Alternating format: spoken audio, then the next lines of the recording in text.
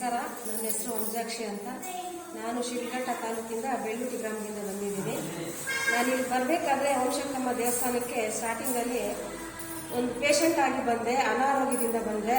ಆದರೆ ಈ ತಾಯಿ ಇದ್ದಾಳಲ್ಲ, ಓಂಶಕ್ಕಮ್ಮ ತಾಯಿ, ಎಲ್ಲರೂ ಸತ್ಯ ಎಷ್ಟಿದೆ ಅಂದರೆ, ಉದಾಹರಣೆ ನಾನು ಪ್ರತ್ಯಕ್ಷ ನೀವೇ ನೋಡ್ತಾ ಇದ್ದೀರಾ. ನಾನು ತುಂಬ ಅನಾರೋಗ್ಯದಿಂದ ಬಂದೆ. ಇಲ್ಲಿ ಬಂದ ಮೇಲೆ ನಾನು ಆ ಅಮ್ಮನಿಗೆ ಏನು ಭಕ್ತಿಯಿಂದ ನಮಸ್ಕಾರ ಮಾಡಿ, ಅಮ್ಮ ನನ್ನಲ್ಲಿ ಏನಿದೆ ಅನಾರೋಗ್ಯ ಸಮಸ್ಯೆ ಇಲ್ಲ, ನೀನೇ ಕಾಪಾಡ್ಕೋಬೇಕಮ್ಮ, ನೀನೇ ದಿಕ್ಕು ಅಂತ ನಾನು ಅಮ್ಮನ ಹತ್ರ ತುಂಬ ಬಾಧೆ ಬಿದ್ದು ಕಣ್ಣೀರು ಹಾಕೊಂಡು ನಾನು ಅಮ್ಮನ ಹತ್ರ ಬೇಡ್ಕೊಂಡೆ.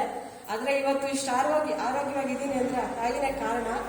ನಿಮಗೂ ಅಷ್ಟೇ, ನಿಮ್ಮ ಮನೆಗಳಲ್ಲಿ ಯಾವುದೇ ಒಂದು ಸಮಸ್ಯೆ ಇರಲಿ, ಅನಾರೋಗ್ಯ ಇರಲಿ ಅಥವಾ ಇನ್ನೇನಾದರೂ ಮನುಷ್ಯನಿಗೆ ಹಲವಾರು ಸಮಸ್ಯೆಗಳಿದ್ದೇ ಇರುತ್ತೆ. ಆದ್ರಿಂದ ನಾನು ಹೇಳ್ತಾ ಇದ್ದೀನಿ, ಈ ಅಮ್ಮನ ಯಾರಾದರೂ ಅಷ್ಟೇ ಭಕ್ತಿಯಿಂದ ಬಂದು ನಮಸ್ಕಾರ ಮಾಡಿ, ನಿಮ್ಮಲ್ಲಿರೋ ಏನಾದರೂ ಇದ್ರೆ, ನಿಮ್ಮಲ್ಲಿ ಏನು ಕೋರಿಕೆ ಆದರೂ ಆಗಲಿ, ಮದುವೆ ಆಗಲಿ, ಇನ್ನೊಂದಾಗಲಿ, ಏನಾದರೂ ಆಗಲಿ, ಒಳ್ಳೆ ಶುಭ ಕಾರ್ಯಗಳನ್ನೇ ಆಗಲಿ ಬಿಡಿ, ಯಾವುದೇ ಒಂದು ಸಮಸ್ಯೆಗಳಿದ್ರು ಸಹ ನೀವು ಬಂದು ಈ ಅಮ್ಮನಿಗೆ ಭಕ್ತಿಯಿಂದ ಒಂದು ನಮಸ್ಕಾರ ಮಾಡಿ ಹರಕೆ ಹೊತ್ಕೊಂಡು ಹೋಗಿದ್ರು ಅಂದರೆ ನಿಮ್ಮ ಸಮಸ್ಯೆಗಳು ಸಹ ಆ ಅಮ್ಮನ ಪೂರೈಸ್ತಾಳೆ ಅಂತ ಹೇಳ್ತಾ ಇದ್ದೀನಿ ನಾನು.